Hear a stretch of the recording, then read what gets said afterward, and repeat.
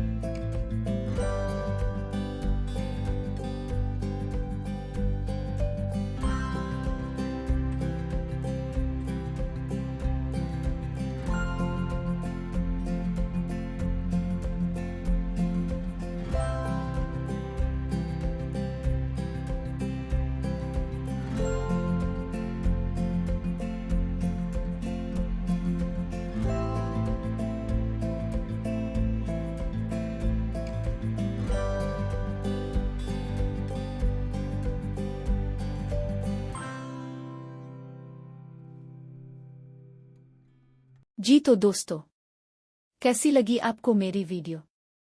मुझे यकीन है आपको बहुत कुछ सीखने को मिला होगा। ऐसी वीडियो आपको YouTube के किसी भी चैनल पर नहीं मिलेगी। ये मेरा चैलेंज है आपको। इसी बात पर मेरी आपसे दरख्वास्त है कि वीडियो को दूसरों तक ज़रूर पहुंचाएं, और वीडियो पसंद आई तो मज़ीद अच्छी वीडियोज़ के लिए चैनल सब्सक्राइब करते जाएं। आपका छोटा सा अमल मेरे लिए हौसला अफजाई है। जज़ाकल्लाह।